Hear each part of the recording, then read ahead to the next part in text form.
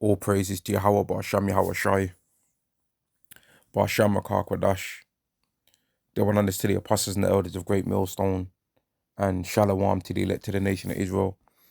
In this lesson, we'll be talking about how fear of the spirit, going back to the spirit world, man, right? Fear of dying, fear of death is necessary in this world, man, in order to make people not be wicked no more, right? Because as it stands right now in this world, right, people are not afraid to do anything that God says you deserve to not be alive for anymore. They're not afraid to do any of these things, man. And the thing that's made me do this video is that I was just watching a video of a woman that committed adultery on her husband, right? And he called her out for it. And he seen messages on her phone and all that. And she had the nerve to be bold in front of him, still doing her makeup, saying, "What are you doing going through my phone?" Right? Saying, which I ain't suggesting that nobody goes through their woman's phone, by the way, right? But she was saying, why, she started trying to switch it on him, saying, "Why are you going through my phone?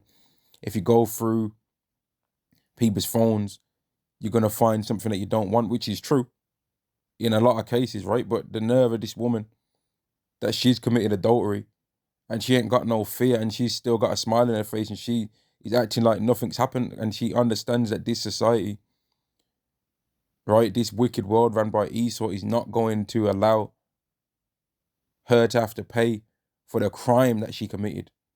Because let's not make no mistake about it, it is a crime to commit adultery in the eyes of Yahweh.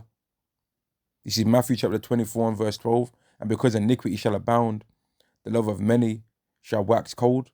But he that endure unto the end, the same shall be saved." So we've got to go through seeing a whole bunch of wickedness, man. We've got to go through seeing so many situations and so many things that are going to annoy us in this world. But at the end of it all, we're going to hopefully get beamed up, man, if we have the elect. Right? But it's just annoying, man, and quite disgusting to see stuff like this take place, man. Let me see if I can find the scripture where it says Lot was vexed. Let me see. Here we go. "And delivered just Lot, vexed with the filthy conversation of the wicked." And we're vexed, right? We're vexed with seeing these people in this world, man, these wicked demons, man, these adulterous women. Verse 8, for that righteous man dwelling among them in seeing and hearing, vex his righteous soul from day to day with the unlawful deeds. And it's annoying, man, to see a man, even if it's a man that we don't even like. I don't like even seeing a guy that I don't like, right? Or hearing about a guy I don't like, his wife committing adultery, because that just leads to a bunch of wickedness in this world, man. Because both the man that did that and the woman that did that are not supposed to be around anymore. They're supposed to get sent back up to the spirit world, man, right? Which I'm not saying that anybody, if that happens to them, should do that in this world, because you go in jail if you do that. But I'm saying what God says is the righteous judgment, man. Now we're in the time of grace, right? We're in a time of grace, man. But there's the people that do these crimes now. Most of these people that commit adultery, right, in this world, they don't understand that they know that it's wicked to do these things. They know that it's wicked to commit adultery, right? A woman that's married knows that it's wicked to commit adultery, because she'll have a problem in her mind when her man sees a woman that he finds attractive. So she understands that feels weird to her and she don't like that, right? When that's actually, according to the law, lawful for a man to have multiple wives. But in this world, a man will see a woman pushing her buggy down the street and he'll pick her out of all the women in this world to try and come and try and speak sweet nothings to, man. He'll pick a woman walking down the street with a buggy, a single mom. He'll pick that as his go-to choice. He won't pick the woman that's by herself, alone, that's of the same level of attractiveness. Because these wicked demons in this world, they've got categories, man. And they try and be like, oh, the easiest target, the easiest women to get are the ones that have single moms. They've got these whole algorithms of ways to commit adultery, man. And it's disgusting, right? Let me get the law on it, man. Let me get the law on that. Because this world is aggravating, man. And women are wicked as hell, man. Right? Leviticus chapter 20 and verse 10. And the man that committed adultery with another man's wife, even he that committed adultery with his neighbor's wife, the adulterer and the adulteress shall surely be put to death. And if in this world, right, when men know that women are married, they just ignored that woman and imagine that, just pretended that she was invisible, right? This world will be a lot of a better place, man. And relationships would have a lot more strength to them. But what happens in this world is when a man might take his wife out to a restaurant, right? These are the kind of situations that you see in this world. A man might take his girlfriend out to a restaurant, right, to a nicer place than what they usually go. And she'll have her head up now in the restaurant, spinning her head 360 degrees, looking at what everybody else is doing up in there, looking at all the other men in there that go to that restaurant on a regular basis and not as a one-off treat. And she'll now start thinking in her mind that she deserves to be dwelling among that. That's the kind of things that happen in this world, man. It's disgusting. And I ain't even saying that this has happened to me, but I just know how wicked this world is. This world is disgusting, man. The people in this world, adultery is one of the main things that takes place in this world. And why does it happen? Well, when you go to the Ten Commandments, you find out why. One of the reasons why this happens, right? Exodus chapter 20 and verse 17. Thou shalt not covet thy neighbor's house. Thou shalt not covet thy neighbor's wife, nor his manservant, nor his maidservant, nor his ox, nor his ass, meaning his donkey, nor anything that is thy neighbor's. So you ain't supposed to be seeing, oh man, his wife's penging her and trying to make you a fucking demon. Move, man. Get your own wife, bruh. Get your own one, man. And that's why we're supposed to have Yahweh's laws established in this world. Because when a man starts being like, man, one woman ain't enough for me, he ain't supposed to look outward and be like, I want a next man's wife. For starters, he's not supposed to be able to deal with another woman that's unless her previous husband is dead, without of being caused to be put to death. And a man's supposed to dwell with virgins as these wives. And the whole hookup culture thing of where men just go and deal with a one woman, right? Take her out for a few dates, then deal with that woman and then bounce. That's wicked. And that just leads to a whole bunch of adultery, man. And a whole bunch of bugged out women that don't think it's weird to sleep around. So them kind of women are prepared to lie, say whatever they want to say in order to try and seem like they're good people, man. It's actually gross. A woman can tell if she's a demon, right? By the fact that she don't think that it's weird that she slept with so many men. Like if you like just imagine this for a second, man. If you took a woman, right, and put her in a room with every man, or put her in a house with every man that she's ever been with, most women would not feel safe with whatever number of men that is, being in a house by themselves with that amount of men.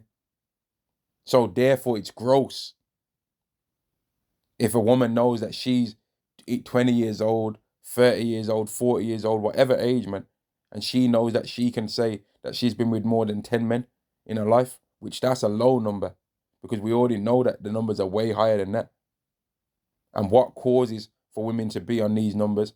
Well, the women don't have any other qualities to them a lot of times, so the men bounce. And sometimes the women don't want to even stick around, so they bounce, right? Or I ain't looking for nothing serious. I'm out of here. And that's gross. If a woman's like that, she's destroyed, man. All of her femininity has been purged out. And if a man likes to sleep with other men's wives, right, his masculinity has been purged out, because he should be viewing himself in more of a kingly way to where he don't want to do that, man. Now, can another man's wife look attractive? Yeah. But according to the laws, according to the points of the law, love your heart with all your heart and with all your soul. And love your neighbors, you love yourself. You're not supposed to do that. Because that means you lack understanding, man. Ecclesiastes chapter 9 and verse 9. Sit not at all with another man's wife, nor sit down with her in thine arms, and spend not thy money with her at the wine. So you ain't supposed to go to with another man's wife for after work drinks.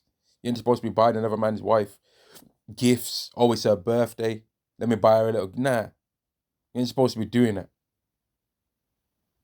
You ain't supposed to do that, man. If you see a wedding ring on a woman's finger, leave her alone, man. Because you don't even have to leave her alone because you like the guy and he's your friend. You should be leaving her alone for your own sake because now you might be caused to die. Yahweh can set up a scenario where you die because of that, man. Even if she likes you and she comes to you, oh, my husband ain't doing this. Nah, man, move, man. Move from me. Get away. Get lost. You ain't about to make me die, right? And women which want to be trying to sometimes put men in love triangles and all that. Nah, don't be in that neither. Which is sometimes it's easier said than done with these things, but you have to think about how is viewing it, man. Is he like, man, I'm gonna put this watch what I'm gonna do to this guy? You have to be careful, man. Because there's many snares.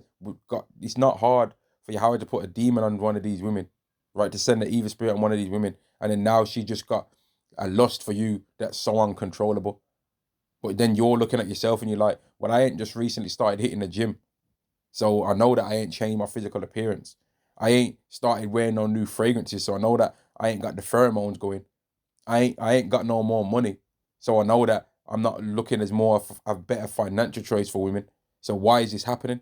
It's happening because it's a test sometimes, man. Well, every time it's a test to see if you're going to be a wicked or not.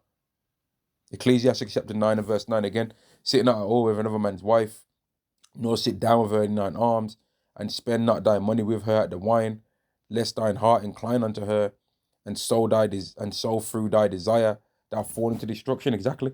So you gotta be careful, man, because these women will lie when it goes down. They'll try and make it like, oh, you tricked them and persuade. Nah, they're liars, man.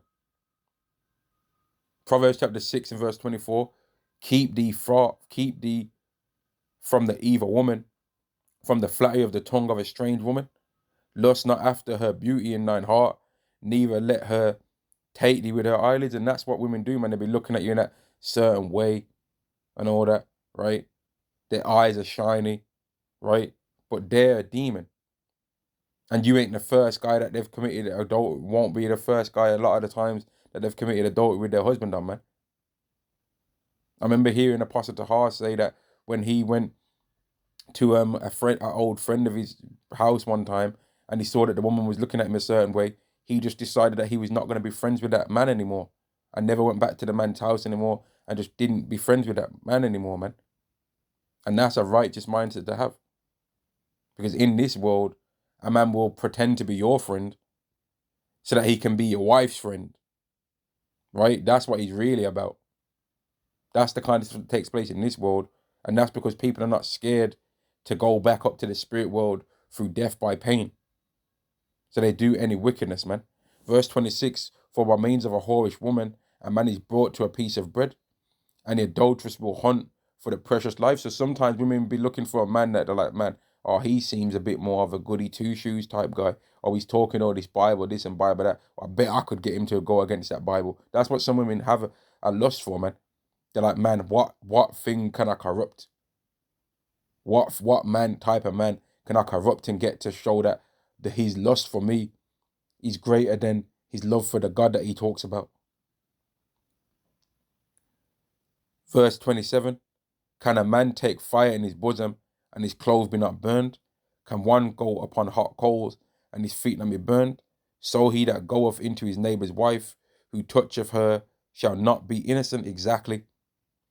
So in this world, man, when a man sees that a man's got a wife, right? Or a man sees that a wife's got a husband, leave her alone, man. Not even for the sake of the guy, for your sake. Because if you do that, death awaits, man. Because everyone will try and talk about King David. Oh, King David. You ain't King David. You might not be receiving the mercies of King David. And let's not make the mistake of this when we're talking about the situation of King David. The woman knew that she had a husband, so she could have refused, right? She could have refused, man, Because it doesn't say anywhere in that scenario that King David took her by force. So she could have refused, man. Just like how in the book of Susanna, she refused. But the woman was like, man, I'm going to level up and get the king. We already know. So everyone wants to talk about what King David did, that it was unrighteous, and it was. But so was what the woman did unrighteous too. The woman also committed adultery. And Yahweh didn't just have mercy on King David, he also had mercy on that woman. And that woman, if I'm not mistaken, ended up becoming King Solomon's mother. So Yahweh had mercy on two people in that scenario, man. But that don't mean that everybody else that does that is going to get that mercy. And there might have been brothers before that was enlightened in their mind that they did such things, man. We might have been like, man, I don't care if this guy's got a girlfriend. If I can get her to like me, then she's liking me then. But when we did them things, if we did that, it was wicked, right? It was evil. And really, if we did those things, that's the reason why we should be humble, because we know that we've committed sins unto death, right? Proverbs chapter 6 and verse 32. But whoso committeth adultery with a woman, lack of understanding, he that doeth it destroyeth his own soul. Because a person that's prepared to commit adultery with another man's wife, right, it will put demons on you, right? And then now that guy would become the type of guy that now he'd rather go for another man's wife or another man's woman, to the point where he don't even care if it's going to get him into a fight, and he'll get an enjoyment out of having to sneak around to deal with a woman, rather than he can walk around with her in the open, right? And people be known, okay, I'm dealing with this woman. He'd rather be like, man, we can't be seen in public together, right? We got to sneak around, or we can't even meet up together in the city that we're from because we're known here. So we got to meet up and sneak off to another city. And women like that too. But that's all wicked, man. And all the people that have did these things that have not repented for it are not going to be held guiltless. The spirits of vengeance are going to be out there to consume them. And that video of that woman that I saw, right, she was proud, man. She didn't have no fear that the laws of Yahweh are going to be executed. And that's one of the things that it's going to take place, that's going to have to take place in order for women to act right in this world, man. Because all the Israelite women, when we're in the kingdom of heaven, they're going to be acting right, right? Because we're going to be under the new covenant. But there's going to be women of the heathen nations that they're going to be under the laws as well, but they're not going to be perfect. So in order for us to make righteousness be on this world, there's going to have to be a fear going out there among the heathen that if they commit adultery, right, then they are going to face the judgments of Yahweh. That's going to be taking place, man. So that we don't have no wicked world, man. We're not going to have no wickedness among us as Israelites anyway in the kingdom, but we don't even want to stomach seeing wickedness around the heathen. We're not going to allow that to be acceptable, man. Whereas in this world, Esau loves that. In fact, Esau will go out and pick the man that his wife's going to commit adultery on him with. He'll pick it, man. He'll go scout. He'll go head hunting to find the person that his wife can commit adultery on him with. Because this world's sick. Proverbs chapter 6 and verse 32, but whoso committeth adultery with a woman, lack of understanding, he that doeth it destroyeth his own soul. A wound and dishonor shall he get, and his reproach shall not be wiped away. Because if somebody knows like that, if somebody says that they're a Hebrew Israelite right now, right, and then it's found out that they've committed adultery, that's a stain on their name, man. Because now you don't trust that guy anymore, and you're gonna be like, man, I ain't bringing this guy around my house because I don't trust that he ain't in my house for another reason. I don't trust that this guy is trustworthy to be around me. And if he'll do that to me, what else will he do? Because if a guy will commit adultery with your wife, right, that's one of the most evil things he could do to you. So what else would he be prepared to do? Would he be prepared to steal from you? Would he be prepared to steal from your house? Or you leave an expensive watch around, and then the next thing you know, after he's came to your house, that watch is missing. or you leave some money on the counter, and then now after he's left, that thing's missing now, right? You tell him a secret of yours, and then now everyone knows that secret, or he's tale-bearing about you. A guy that's prepared to commit adultery is sneaky, man. King David repented after he did that, right? But there's many men in this world that they don't repent after they do such things. They're like, man, she was feeling me. I showed him that his wife wasn't the woman for him. He should thank me. That's what some people have the nerve to say in this world, that he should thank you. What? Thank what? Proverbs chapter 6 and verse 34. For jealousy is the rage of man. Therefore he will not spare in the day of vengeance. He will not regard any ransom.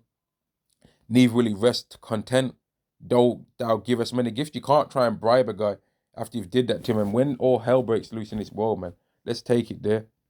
Right, I'm going to take it there, man.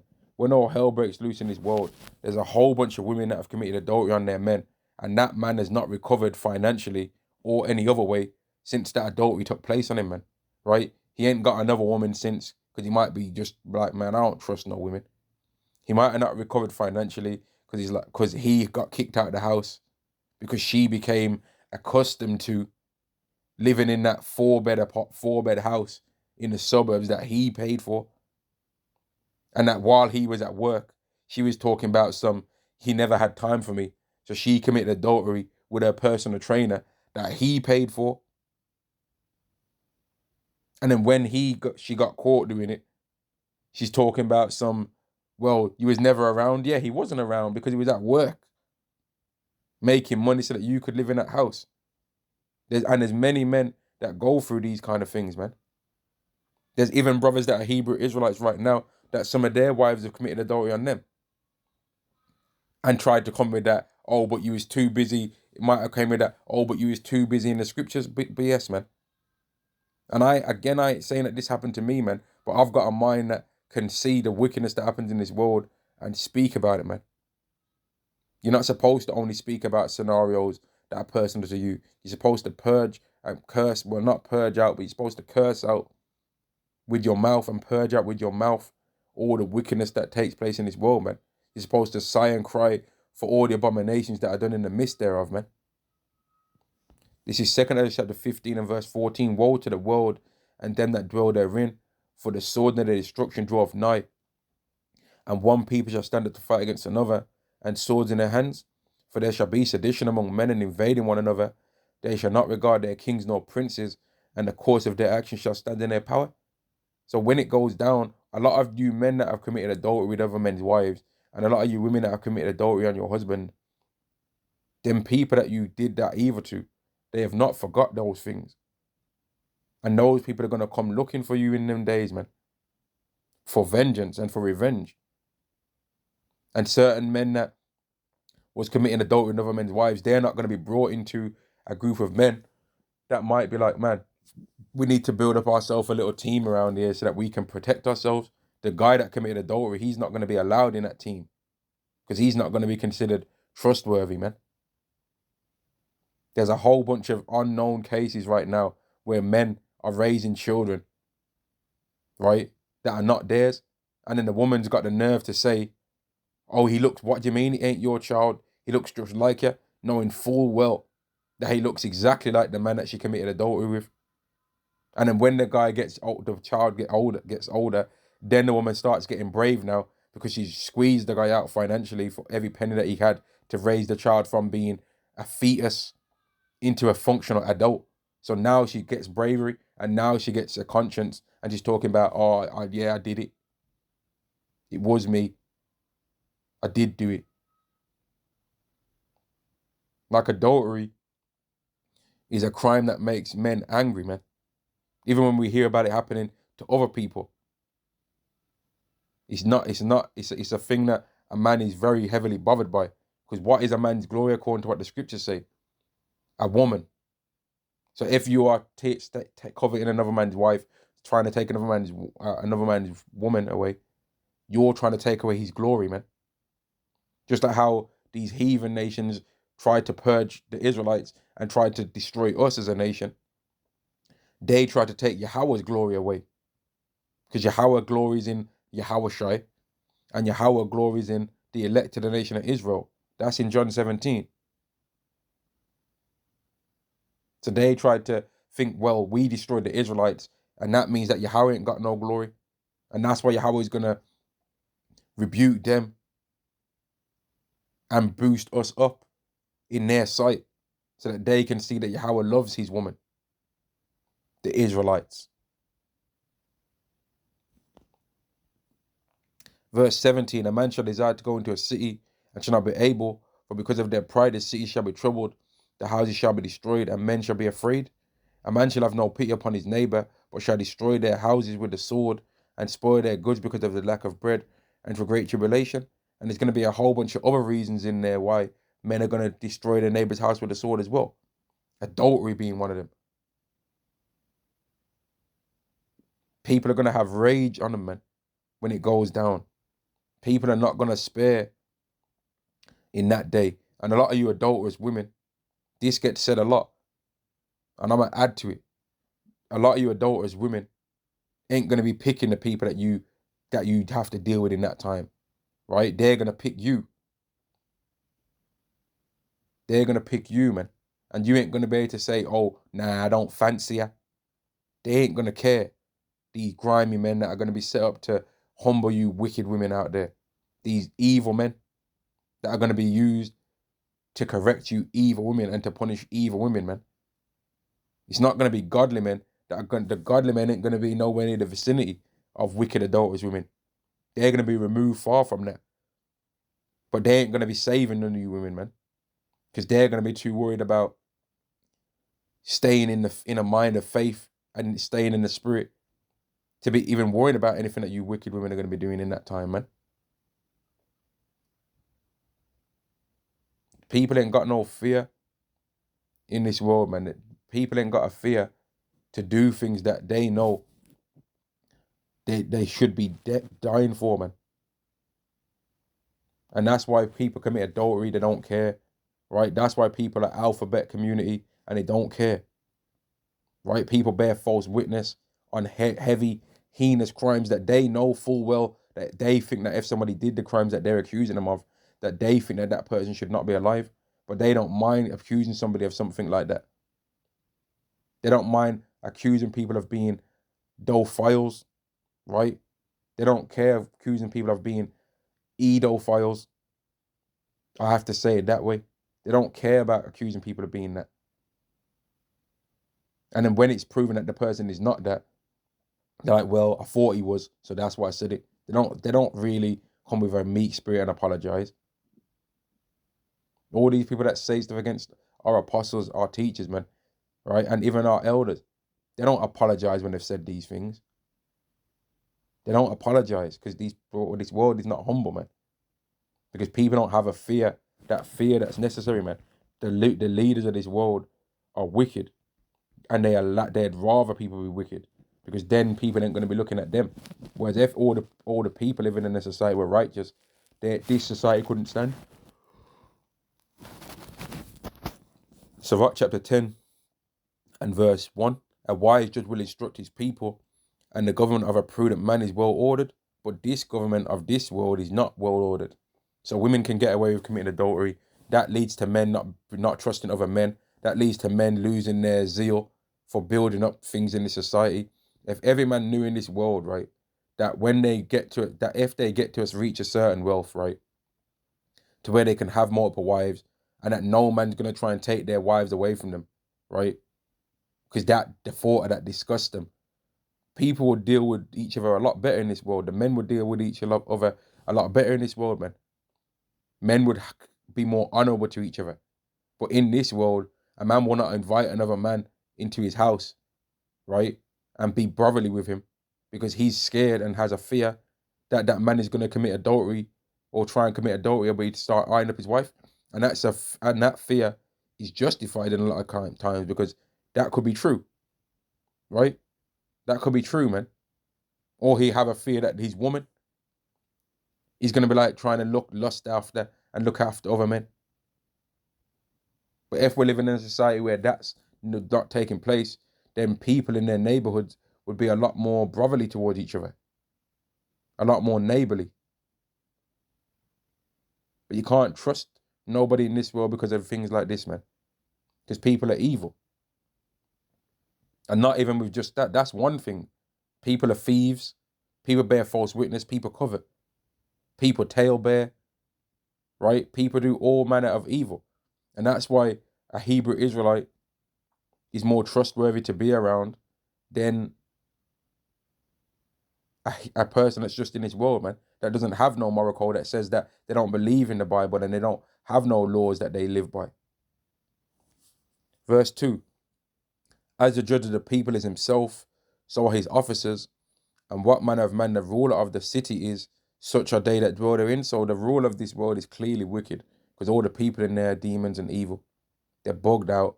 They don't care about committing adultery. Esau don't care about adultery. Esau, in fact, let me get the scripture. Esau loves adultery, right? Esau loves that. Psalm chapter 50 and verse 16. But unto the wicked Yahweh saith, what hast thou to do to declare my statutes, or that thou shouldest take my covenant in thy mouth, seeing thou hatest instruction and castest my words behind thee? So what's the point of these people in this world talking about God's laws, right? Especially you Edomites, man. When you hear about the laws, you say, oh, that was for the Israelites. We only have to keep the 10 commandments, as if the 10 commandments wasn't written to the Israelites as well. It's ridiculous, the things that you people are able to get away with saying, man, and nobody calls you out for it. The things that you Christians say, you Edomite Christians say in the church, and actually get away with saying it, is ridiculous. Verse 18, when thou sawest the thief, then thou consentest with him. So when they hear about people stealing, right, a company might do a scam where they steal billions, and then now they have to pay a fine of 50 million. It's ridiculous. They might have put some illegal ingredient in something, and then they get caught, and they're like, okay, you made 500 million from that. You've got to pay a fine of 10 million. Huh? What do you mean? So you mean to tell me they made 490 million from the scam, and you've gave them a slap on the wrist of 10 million fine? Do you think they care? The profits was great. Who wouldn't go for that if they can get away with that? Then in this wicked world, somebody that's not righteous, of course they're going to be evil, because there's no threat for being evil. But there's more of a threat. There's more of a threat in this world for being righteous. Them that turn to righteousness make themselves a prey. The scriptures say roughly that. But those that turn to wickedness, they're the predators, man. Ever searching for a new way to produce evil, man. Verse 18, when thou sawest the thief, then thou consentest with him, and hast been partaker with adulterers. That's what Esau loves, man. Esau is a swinger. All this crazy ass stuff that he does, man. Esau will hire somebody to deal with his wife, have it recorded, right? And then make money from it online. And what you women need to understand as well is that if a man is prepared to let you do that and isn't jealous or envious when you do that, he don't care about you. A man being jealous over his wife means that he cares about her.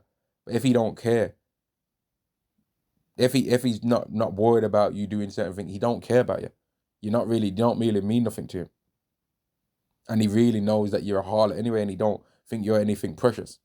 He wouldn't really be prepared to defend you in a life or death scenario, right? And a lot of you women are gonna find that out.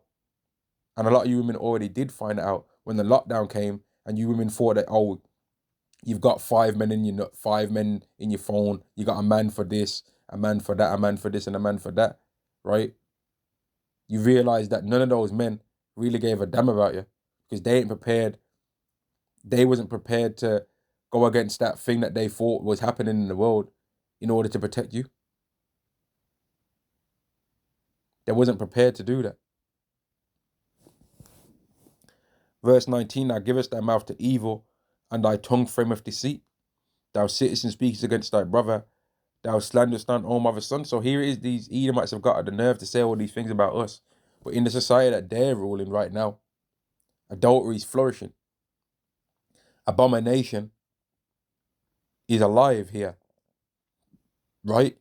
Perverse lusts are enabled, right? But righteousness is cast down in this society. When a man speaks about anything righteous and tries to warn the world about what's coming, he's at risk of being cancelled, right? If a man says a certain word on a YouTube video, even though the video might not even get 1 view in 7 months, if he says the wrong word in that video, that whole video is being taken down off the internet. And he's going to be done for so-called hate speech, breaking community guidelines, right? That's what's going to happen. But why is that happening? It's your world. If you're meant to be righteous, right? The Bible's you people, right? So why are you not living by it then? Everyone always wants to say that it's the Caucasian man's book and all of that, right? And that he made the book to try and control us, which is stupid. Because in the book, it's got a whole moral code in there that would make the world better. But they do not do it. They don't do that stuff. So people that say that the book was, oh, we was given that book in slavery to read, to dumb us down. No, we was given a doctrine of lies and made to read certain things, just like they do in the church right now, to dumb us down. But they made a slave Bible that took out 90% of the Old Testament and 50% of the New, and they gave Israelites that to read, to deceive them about the whole story of Exodus, right, was taken out of the Bible. There's no Moses in that slave Bible. So how can people believe that the Bible is given to us to dumb us down? It's got a whole moral code in there. All you people that want to scoff the Bible and say, oh, so you're trying to tell me that a big fish swallowed a man. You're trying to tell me that a man walked on water. You're trying to tell me that angels exist, right? Well, you can laugh at all of that stuff. Those are heavenly things, right? But how can you laugh at the moral code that is clearly written in the Bible? How can you laugh at the 10 Commandments that if people did those things, it would make the world a better place, just from those 10 things alone? How do you explain that? How do you explain that them things, according to what people would say, sound like it's easy to understand, and that, oh yeah, of course, you're not supposed to bear false, yet people don't do it though, do they? People supposedly know that you're not supposed to do these things, but they still are not able to stop doing it though, right? Because they need to be told not to do these things. And that's why in our kingdom, man, in fact, let me finish the rest of that. Verse 21, these things hast thou done, and I kept silence. So Esau's been able to get away with making a world that's corrupt, right? And a world that is for his own mind, right? Because when a man's ruling, he makes the world be a habitat that he enjoys. So let's make no mistake, Esau enjoys this habitat of this wicked world that he's made. He enjoys it being like this, right? He'd in fact like it to be worse than this. Then he could get real comfortable, right? He wants it to be worse. He wants more things that the laws of the Bible are against to be made lawful, so that he can really just be an Edomite in this world, man. He don't like having to sneak around.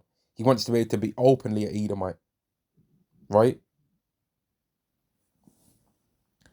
These things hast thou done, and I kept, verse 21, these things hast thou done, and I kept silence. Thou thoughtest that I was altogether such a one as thyself. So they thought that Yahweh must be with it. It was like, well, he's clearly not stepped in, right? These people say that they're the Israelites, but when we do things to these people, he ain't stepped in. So clearly, all the things that we've been doing, all of our spells that we've been doing behind the scenes to counteract the power of this God of the Bible are clearly working. So we understand how to deal with this Most High God that these people talk about. We've got power over that. We're outside of that realm of God's control. We can do whatever we want to do. We can make God as angry as we want, and he can't do anything. That's what they think. But it's not true, though. Thou thoughtest that I was altogether such a one as thyself, but I will reprove thee and set them in order before thine eyes. So Esau's going to get taken down for allowing the world to be like this. And we're going to get brought up, and he's going to see it, man. And it's going to hurt him to the soul when he sees us be beautified.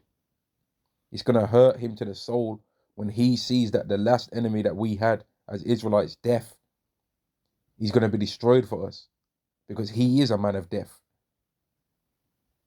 And if an Edomite knew that he could no longer kill an Israelite, that would terrify his waking hours, right? Because he loves killing Israelites. That's his pleasure. That's what he wakes up in the morning for and makes different ways to do that. So when he can no longer do that to any Israelite that exists, because we're under the new covenant and our bodies are completely out of the realm of his power,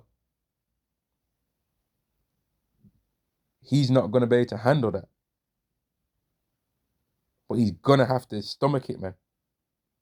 He's going to have to witness that for 1,000 years.